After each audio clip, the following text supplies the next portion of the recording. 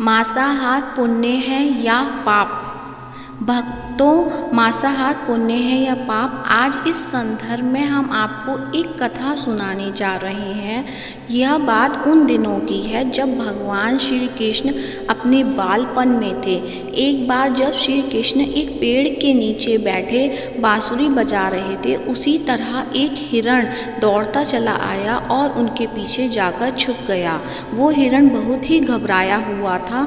भगवान श्री कृष्ण ने उसके सिर पर हाथ फेरते हुए कहा, क्या हुआ, तुम क्यों छिप रहे हो? उसका पीछा करते हुए एक शिकारी भी वहां आ पहुंचा और बोला, यह मेरा शिकार है, इसे मुझे दे दो, इस पर मेरा अधिकार है। तब भगवान श्री कृष्ण बोले, हर जीवित जीव पर उसका खुद का अधिकार होता है, ना किसी का। तब वह शिकारी क्रोध में बोला, यह मेरा शिकार है, इसे मैं पकाकर खाऊंगा। तब भगवान श्री कृष्ण बोले, किसी भी जीव को मारकर खाना पाप की श्रेणी में आता है। क्या तुम पाप के भागी बनना चाहते हो? मांसाहार पुण्य है या पाप, क्या तुम इस धर्म को नहीं जानते? तब वह शिकारी बोला, मैं तुम्हारे जितना शिक्षित तो नहीं कि यह जानूं कि मांसाहार पुण्य है या पाप, पर मैं यह जानता हूँ कि जीव को मारकर खाना, इसमें कोई हर्ज नहीं। मांसाहार से तो एक तो वह जीव को जीव बंधन से मुक्त कर रहा है, फिर क्यों मांसाहार से मना किया जाता है?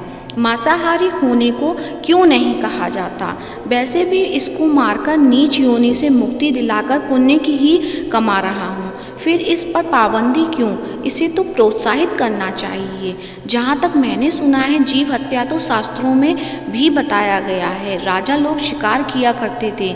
ऐसे तमाम तर्क देते हुए श्री कृष्ण से पूछा कि फिर क्यों ये मांसाहार गलत है और पाप की श्रेणी में क्यों आता है? आप ही बताइए, मांसाहार पुण्य है या पाप? भगवान श्री कृष्ण समझ गए कि इसकी बुद्धि मांस खाने के कारण तामसिक हो गई है और उसने सोचने और समझने की बुद्धि भी खो दी है। फिर भगवान श्री कृष्ण बोले, इस अंतहीन विषय पर पहले मैं कोई राय नहीं दूंगा। मेरी छोटी सी कथा सुनने के बाद तुम ही उत्तर देना कि मांसाहार पुण्य है या पाप, और तुम्हारे मांस खाना है या नहीं। वह शिकारी सोचने लगा कि इसमें मेरा तो कोई घाटा नहीं है, इस कथा को मैं सुन ही लेता हूँ, मेरा मनोरंजन भी हो जाएगा और बाद में इसका मांस भी मिल जाएगा। तो भगवान श्री कृष्ण ने अपनी कथा आरंभ की। एक बार मगध लिए बहुत श्रम करना पड़ता है, वह तभी प्राप्त होते हैं जब प्रकृति का प्रकोप ना हो। ऐसे में तो कुछ सस्ता हो ही नहीं सकता। तभी शिकार का शौक रखने वाले एक मंत्री ने सोचा कि यही उत्तम अवसर है, क्यों ना अंधाधुंध शिकार के लिए राजा की अनुमति ले ली जाए। उसने सभा में कहा कि सबसे सस्ता खाद्य पदार्थ है मांस, इसके लिए धन का खर्चा भी नहीं होता है और पौष्टिक खाना भी मिलता है। सभी सामंतों ने इस बात का समर्थन कर दिया, लेकिन मगध के प्रधानमंत्री अभी भी चुप थे। सम्राट ने पूछा, प्रधानमंत्री आप चुप क्यों हैं? आपने कोई अनुमोदन नहीं किया, आपका क्या मत है? प्रधानमंत्री ने कहा, मैं यह नहीं मानता कि यह कथन सही है कि मांस सबसे सस्ता पदार्थ है, फिर भी इस विषय पर मैं अपने विचार आपके सामने कल रखूंगा।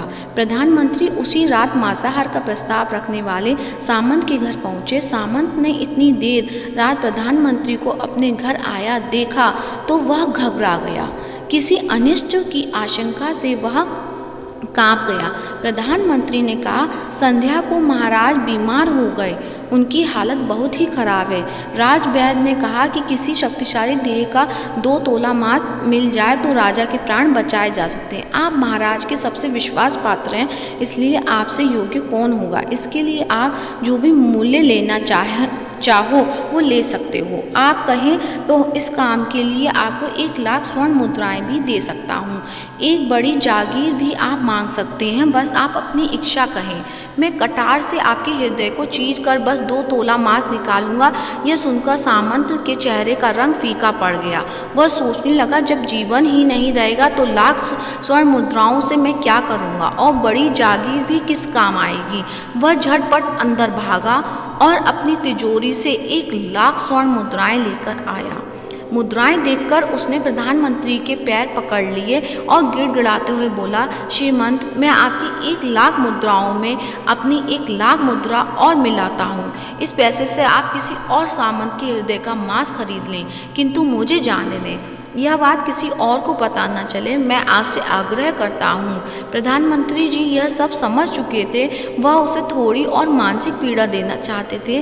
प्रधानमंत्री ने आगे कहा, सामंत, आप शरीर से बलिष्ठ हैं, आपकी कद काठी महाराज से मिलती जुलती है, इसलिए राजवैद्य ने खास तौर पर आप ही का नाम लिया है।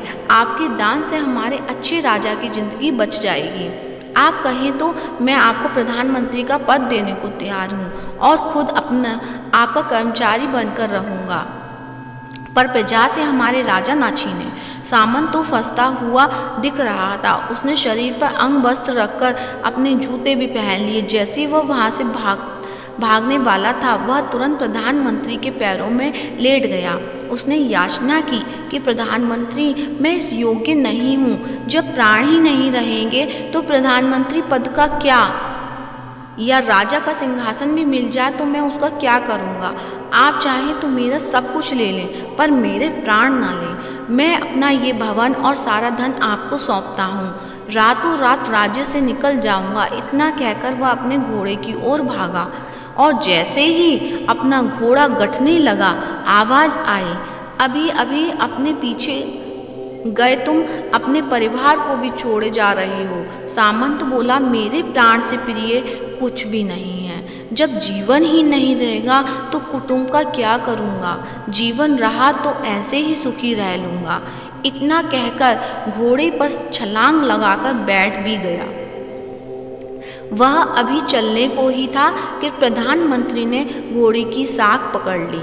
वह सामंत से बोला, भागने की जरूरत नहीं है, आप आराम से घर पर ही रहो, मैं किसी और का प्रयास करता हूँ। यह कहकर प्रधानमंत्री वहाँ से चले गए।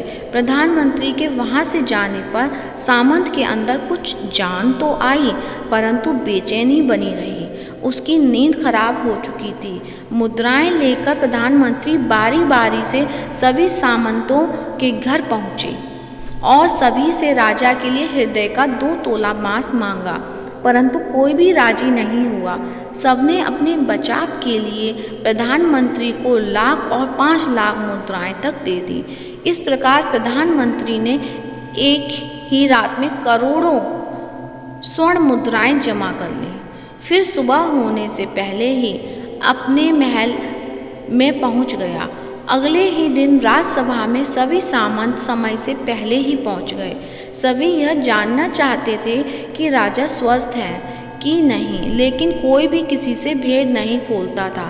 सबको राजवैद्य की तलाश थी, उनसे ही उन्हें कुछ सूचना मिल सकती थी। प्रधानमंत्री ने सैनिकों को आज्ञा दे रखी थी कि जब तक महाराज राजसभा में न आए, किसी भी सामंत को भी महल से बाहर जाने की आज्ञा नहीं है। राजा सभा में अपनी सिर परिचित गति में आए और अपने सिंहासन पर आकर बैठे। सभी सामंतों ने देखा, कहीं से भी राजा उन्हें अस्वस्थ नहीं लगे। उन्हें तो कुछ हुआ ही नहीं था। प्रधानमंत्री ने उनसे झूठ बोला। हर सामंत के मन में यही विचार चल रहा था, पर कोई भी किसी और को कुछ भी ना बोल रहा था। तभी प्रधानमंत्री ने राजा के समक्ष 1 करोड़ स्वर्ण मुद्राएं रख दी। राजा ने पूछा, ये स्वर्ण मुद्राएं किसके लिए हैं और कहाँ से आईं? प्रधानमंत्री ने कहा, 2 तोले मांस के लिए इतनी धनराशि जुटाई है, पर मांस न मिला। अपनी जान बचाने के लिए सामंतों ने यह मुद्राएं दी हैं। अब आप यह विचार कीजिए, मांस कितना सस्ता है। राजा को बात समझ में आ गई। उन्होंने प्रजा को अतिरिक्त परिश्रम करने का निवेदन किया और राजा के अनाज भंडार में से अनाज निकालकर श्रमिकों को दिया गया। उन्होंने पौष्टिक सब्जियों की खेती का तुरंत आदेश दिया। वह 1 करोड़ स्वर्ण मुद्राएं इसी कार्य के लिए और श्रमिकों के कल्याण के लिए खर्च की गई। ऐसी साग सब्जी तेजी से उगी जिससे प्रजा का कल्याण भी हुआ। और पौष्टिकता भी मिली। कुछ समय बाद मौसम अनुकूल हुआ और खेती लहलहाने लगी। इस प्रकार राज्य से खाद्य संकट दूर हुआ। तो मित्रों, जीवन का यह मूल्य भगवान श्री कृष्ण हमें इस कथा के जरिए समझाना चाहते हैं कि हम यह ना भूलें कि जिस तरह हमें अपनी जान प्यारी है, उसी तरह सभी जीवों को अपनी जान प्रिय होती है।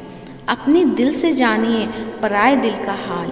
यदि संसार के संबंधों से मुक्त करने का तर्क सही है, यदि जीव हत्या जीव को संसार बंधन से मुक्त करने का तरीका है, तो अत्याचारी द्वारा किया गया नरसंहार भी मान्य है। वह भी ये तर्क दे सकते हैं कि वह लोग जीवन के कष्ट से आप लोगों को मुक्त कर रहे हैं। अगर उसके लिए वह जीवन बोझ होता तो कभी भी अपनी जान बचाने के लिए संघर्ष नहीं करता, आपसे भागता नहीं। जो आपके सामने असहाय हो जाता है, उसे प्राण गंवाने पड़ते हैं। जिन जीवों को मारकर आप खा रहे हैं, तो उन्हें तो प्राण बचाने का अवसर ही नहीं मिलता। बर्बरता सिर्फ वही नहीं है जहाँ सिर्फ मानव का रक्त बहता है। बर्बरता उसे भी कही जाती है जहाँ स्वार्थ के लिए किसी जीव की हत्या कर दी जाए। हम अंत में समय में जिंदगी भर के पापों के लिए जिंदगी भर सुकर्म करने की कोशिश करते हैं, परंतु हम यह भूल जाते हैं कि जब जीव हमारे लिए काटा गया और हमारे लिए तड़पा, उसका शाप हमें इस जीवन में नहीं बल्कि अगले जीवन तक नहीं छोड़ता। परमात्मा से यह ज्ञान पाकर शिकारी परिपूर्ण हो गया और उसे ज्ञान की प्राप्ति हो गई और वह जान गया कि मानवता महानता जीवन लेने में नहीं बल्कि जीवन देने में है। शिकारी भगवान के आगे हाथ जोड़कर वहाँ से चला गया और उसने कसम खा ली कि वह अपने संपूर्ण जीवन में किसी को भी कभी चोट नहीं पहुंचाएगा।